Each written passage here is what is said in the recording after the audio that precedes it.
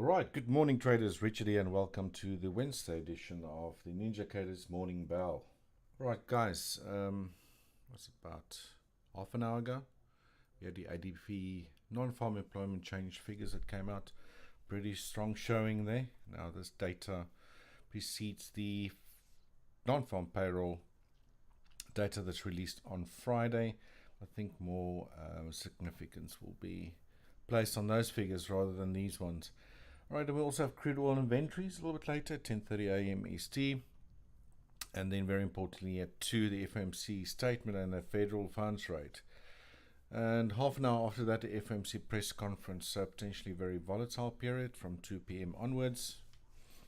Perhaps for the remainder of the day. So we'll have to see which direction the indices take. Potentially gold as well. Everyone's expecting a 75 basis point hike. Perhaps that's already sort of baked into the price, huh? I don't know. So we're going to look at where the markets are currently, obviously, with relation to our market geometry levels, support and resistance areas, as well as look at the price patterns, right? So we can try to figure out where prices might be heading to on the ESNQ, crude oil and gold. If we do have time, we'll also look at dollar index, which we sometimes have a look at. Okay, so quick recap on the ES. We've had a second touch of this red warning line, this red line showing to the downside here, of a shift pitchfork. Now these red warning lines, I call them red warning lines, I think that's what they're called. They above and below your upper and lower median lines, which are these green lines here. And then you have a center median line. Shift pitchfork is not as steep or angled as steep as the standard pitchfork. I love using this when I think I'm dealing with a corrective move, by the way, which I think is what this is since January, when prices start moving low in the ES, same with the NQ. This zigzaggy behavior could either be one of two things, in my opinion: a WXY or double zigzag is what we call it, that I still don't think is just done yet. We did expect some sort of bounce to the upside. That did happen. And again, this has happened after the second time price reached this low red warning line, which they do a pretty good job at, in case of a bearish market, act as very strong support. They tend to catch the extremities in market movements. So we had this area down here, the upper end of 3,542. I think the lower end was about 3,479. I don't know why that line's gone now. I'll just quickly drop it in again. Oops. I need to take my snap mode off, which are about 3,476, give or take. In any case, price moved into there and moved back to the upside. Like I said, we did expect to move to the upside, but we're still viewing this bounce as potentially corrective in nature to retrace a decent part of this move to the downside. So we're still thinking that, or I am still thinking, should I say, that this is just some sort of a relief rally. Could still extend a little bit higher. And then we see another decline to potentially end this entire pattern, which I still think is a double zigzag, labeled WXY, as eliticians would do. All right, so let's just quickly zoom in closer to price. Actually, you can see why I got all these horizontal lines and labels going on here. Let's get our, sorry, I just want to get rid of those lines. Yeah, volume profile out from the high in August to this low in mid-October. You'll see that we had this volume profile areas, these little peaks here, well, quite big peaks. Price previously stopped at it, pulled back to a center median line, found support, moved up. I said we need to break above that to potentially make it to the next peak. Price made it as low as sort of the lower ledge of this current peak, but we also have this dashed median line, this green line running to the downside here, slightly above price, or slightly above yesterday's price, which price has not reached just yet. So I still think there's a possibility that price might reach it and then we see resistance come in, or even slightly higher. If you look at all these previous retracements during this move to the downside, they were pretty aggressive. but they were also very, very short-lived. As soon as, well, I'd say short-lived, they reversed immediately as soon as they reached their peaks, right? They're trying to obviously find out where these peaks are. It's the job of people like me, and I do think it could still happen within this upper sort of zone where we had a high volume peak. Above that, potentially a retest of this upper median line, which I need to change now, which currently resides above today's candle at about 4,089. Let's call it 4,100. All right, so still viewing this bounce as corrective in nature. If we have to take a closer look at the 4-hour chart, if this is a corrective, it's always the question you ask yourself, if this, then what? You know, sort of thinking. So what sort of corrective structure would fit in this sort of move to the upside? Now, I did say that we had a beautiful 3-wave here.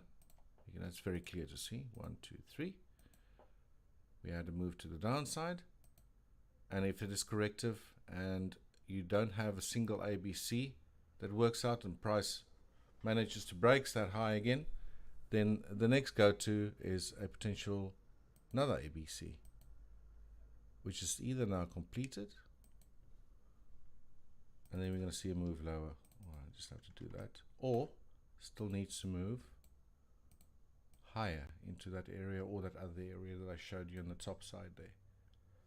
Okay, so we might sort of get an idea and clue if this potential correction that I'm still thinking is a WXY is over, probably as soon as today with this interest rate decisions, and depending on how the market reacts, we'll obviously know if it wants to make another high or we start seeing price break these previous higher lows. That will probably be a good indication that the correction I'm thinking is potentially still underway has ended. All right, so that's my thinking there. Support still, if we do move to the downside, maybe a retest of this median line, which is currently around about the 3,800 level. Okay. So yeah, don't want to do too much forecasting where price might move to. I do think in the overall picture we're close to or have seen the end of a WXY bounce to the upside as part of a relief rally. But yeah, it all really just depends what's going to happen and how prices going to behave after today's rates decision, I suppose. Okay, let's go to the NQ. Guys, as always, if you got any questions, please let me know. Drop them there in the chat box. I am monitoring the chat box. I'll be more than happy to answer them for you. Again, if you miss one of these sessions, live sessions, you can always watch a recording later on our Ninjacators YouTube channel.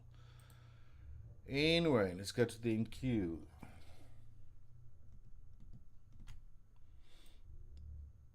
Alright, similar sort of thing on the NQ. Although this bounce that we've seen in NQ has not been as, I would say, aggressive or as strong as the ES, mostly to do with the bad earnings reports coming out of major tech companies. Here the structure looks a little bit different, but still could it also be, I think, a corrective move, A, B, C, X, potentially an A B, maybe another move higher needs to be, or needs to happen, in my opinion. We've had this zone on here 11,500 and let's call it 11,500 on the downside to 11,662 that I identified previously, that I said will probably act as strong resistance, and thus far it's been working really well. Price would really need to overcome that, and even if it does, I still think not much upside potential. There's way more resistance on the upside on the NQ than it is for the ES. So we have a lot of market geometry lines sloping to the upside, and same as what we did on the ES, I've got another pitchfork that's been tracking this decline to the downside. In the case of the NQ already topped last year. When was this? November already? Yeah. It's Also a very strong move to the downside. Also think it's corrective. Obviously these indices will follow each other. You're not going to see the NQ collapse and the ES go into a bull run anytime soon. I don't think that will happen, but in any case, similar sort of thinking here. Corrective in nature, and like I said, this bounce to the upside has not been as strong as that in the ES. We have this line running to the upside here, which is 11,873. Price should clear these previous highs. That's the next level of resistance. Again, we'll have to just wait and see what happens with the indices today after the rate decision. And by Friday, we'll probably have a better idea if we expecting a little bit more high prices and a potential correction, or if those corrections have indeed ended. All right, let's look at crude oil quickly.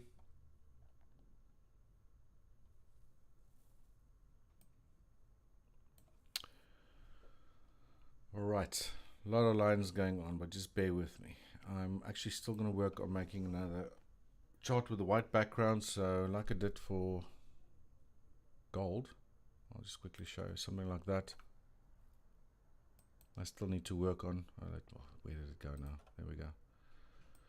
For each of the markets we are offering, just to have a bit of a clearer view and the bigger picture what it is I'm looking at. So whatever, when we do zoom into closer price action, that you have a better understanding what I'm talking about. But in any case, I've got two channel lines that I've had on my crude oil charts for more than a year. They have not changed. I've not messed around with them, and basically it's one channel that I copy and pasted and paste on top of the other, and that caught at this high price. Tested a few times, 1, 2, 3 times, fell to close above it and moved lower. And even on the towards the downside, price continuously tested some of these lines, eventually breaking below it, retesting it once, twice. So these lines will stay on my charts until, I would say, let's say we get another downwards move and price completely breaks it. Now we had this area of confluence here between another pitchfork, which is this green lines we have here. Get rid of those fib retracements and making things too busy at the moment. I'm going to get rid of these quickly. That was a zone identified where this previous high low came in. In any case, this is what you call confluence of market geometry levels. Different angles, in this case support, and in this case support of an upward sloping channel, and support and potential support. I would say you never know if it's really going to happen. Potential support in the lower median line of a downward sloping shift pitchfork. Now where they're all crossed is where price bounced higher, moved back to the upside. That was expected, especially after we've seen what I still think was a 5-wave sequence into that area. It ended at an area of strong confluence, had a strong bounce to the upside. Now since this bounce that happened at the end of September, I was saying that we potentially seen one leg up of a corrective move, that this was potentially also corrective in nature. This move to the downside, meaning that I was expecting another leg, a partner leg to the upside. That would potentially test these highs that were set on the 10th of October, but then she moved back into the center channel line. You see our price previously on the 10th of October moved right into it and got rejected. So now price has sort of been slowly building its way higher. So if this is some sort of a partner leg, then we'll now have to clear the 90.21 level. You'll see that I've got a pitchfork tracking this move to the upside. And you can already see how you can slope pitchforks in different directions. If you're dealing with a corrective move, in this case moving to the upside, I think it is corrective move, should I say, then again I'll use a shift pitchfork, and you'll see that already price failed at the center median line. Even on the way up here, it struggled to get through the center channel, this median line here, the 50% dash median line as I call it. Finally break above it. Where does it pull to? Center median line, back to 50 dash, support, and it does now look like it just made a double top with this previous high on the 27th of October last week. So price would need to break above the 90.21 level, and then obviously I think it's going to be very close to these previous highs, which was 92.63. I think it'll be a very, very good chance we get it closer on the daily above the 90 level. That price will challenge this and potentially even make it into the 93, let's call it 93.40 to potentially even higher. I should continuously update these things. That's why I'm doing it in real time as well, I suppose, towards 96.20ish, 96, give or take. And this zone basically is where we have now quite a lot of different angles running through. We again have the center channel line, this blue one, the dash one. We have that long-term downward sloping pitchfork, the center median line of that. And then this one tracking what we still think could be a corrective move a little bit higher. So a lot of overhead resistance there, but I do think we clear this level, good potential that price will pull into there.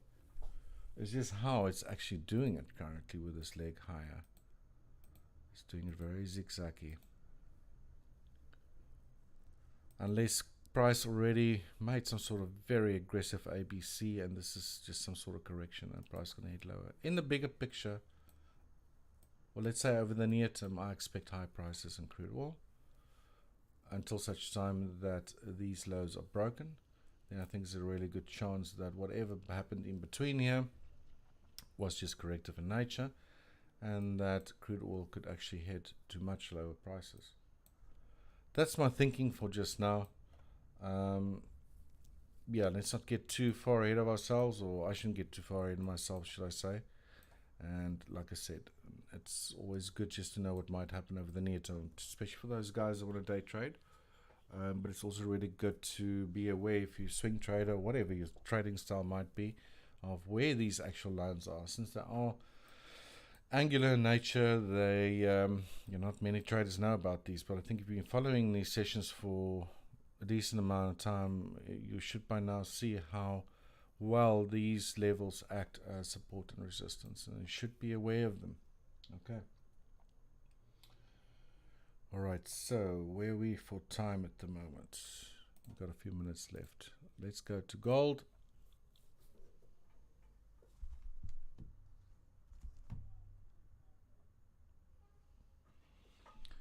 All right. This is where that other chart with the white background is going to be handy. Like I said, I still have to do it for the other markets in any case. This chart's set to a weekly. I just want to give you an overall sort of picture of what I think is going on here. And both is bullish over the very long term. All right, so the intermediate term, perhaps I think we're nearing the end of what could be an expanded flat correction, is what I've drawn over here, starting from this high in August 2020. Right, so we have very messy price action. I think these was combination zigzags for an A, a B, and a C. And a C wave and expanded flat runs in 5 waves. We've now currently seen a 1, 2, 3, 4, and a 5. It was round about here in July that we thought that was potentially the end of that C wave and that prices was getting ready to move higher. But I did also say that for a C wave of an expanded flat, just to pip the end of the A wave is a little bit weird. Expanded flats, you generally want to see the C wave extend a decent amount below your A wave, if that makes sense. So the only pattern that really then fit, if this is still a 5-wave C wave, is that the actual 5th wave is tracing out as a potential ending diagonal, if that makes sense. Where the 3rd wave was a little bit shorter, or this one of the shortest waves of the sequence to the downside. It's not uncommon to see that in commodities. And where this is just 1, a 2, a 3, a 4. And then we're potentially still going to get that last leg lower in a C wave to complete the entire pattern and then see a move back to the upside. Right, so hopefully that makes sense. If you look at the daily, obviously zooming a bit more into price action, so you can see the price structure a bit clearer. And this is what I mean. I think we had a 1, a 2, a 3. That was a 4. And now we're seeing a 1, 2, a 3, 4, and a 5th that's not over yet. Right, and you'll quite often see that even the internal waves of ending diagonals run in run in 3 waves or combinations thereof, just like a correction would. So there is a possibility that what was this low on the 21st? That just broke below the low on the 28th of September. That this was the end of it, but I don't think so. I still think low prices are possible, perhaps even towards the 1590 to 1571, 1570 sort of level. And that this here is just some sort of a zigzag that's either ended, and we're going to see that last move and then move higher, or we're just seeing some sort of a small ABC. That last leg lower and then move back upwards. Again, I won't get too excited just yet while price mucks around between these upper and lower channel lines, well, not channel lines, trend lines, so these orange these orange lines that I drew here, until such stage that price actually starts breaking above that upper line and clears above this previous lower high. That would be for me a good indication that a potential ending diagonal has ended and that I'm going to start changing my bias to pretty strong bullish, to be dead honest. So pretty far off to the upside, although these days, I mean, commodities, the indices, everything, crude oil can move very, very fast. But anyway, just for over the short term or near term, again here, potentially going to see the gold being influenced by today's rate decision. Now, is it going to go up? Or is we all going to think it's gold is bottomed, it reaches one of these lines that I've drawn here, and then we see another move to the downside, or we're just going to continue lower. So again, we'll have to reassess by Friday and see how things panned out and see if our analysis is still on the right track. Right. Finally, crude dollar index. Similar thing on a dollar index. If you're new to these sessions, similar to what I've shown you on crude oil, I've got channel lines that I had on the dollar index. This is also set to a weekly for quite some time, and these lines were used using previous anchor pivot points prior to these lows in 2018. And you can see how well prices continuously respected them, right? This high here on the 30th, well, it's just now weekly, the end of, or the week ending September, end of September, however you want to say it. The dollar index hit that upper channel line. Again, a channel line that's been doubled up using the same angle, same width as the lower channel, and reacted to the downside. Now we either now have seen an ABC and expect another move higher, but price has sort of been hovering here in the middle of space, not really at any strong market geometry levels. To the downside, I think very strong support will be at 106.96, which is basically where we have a channel line and the center median line of this pitchfork all crossing each other in an area there where I think strong support might reach or come in. This might just be a small ABC. Even if we do move lower, I think this is potentially just corrective in nature. And one of the reasons I say this price hasn't reached this upper channel line yet, or median line, sorry, the green one sloping to the upside. Whether it's going to do it now, or let's say over the next week or months, or whatever the case might be, or maybe next year, remains to be seen. So that's why I also got that upper limit around 116. We'll continuously have to update that as weeks go by on the weekly, but we have had a strong reaction to the downside, which is really not been that big of a reaction, to be dead honest. But then again, with all these interest rate inflation issues and stuff, the dollar index has been flying upwards, almost like a parabolic move. So this is almost like a little blimp on the radar for the dollar index. But again, we just looked at very important resistance areas, which were finally reached after waiting for a considerable amount of time.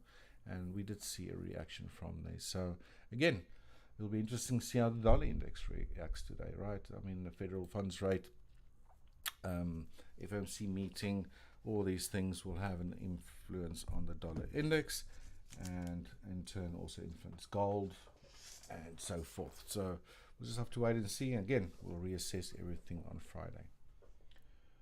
All right, everyone. If there are any questions, please let me know. Leave them there in the chat box. And if not, I'll call it a day on the side, and I'll be back again on Friday. Same time.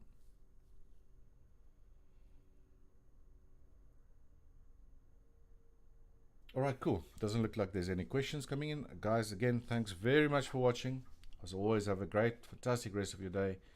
And I'll check you again on Friday. Cheers, guys, and goodbye.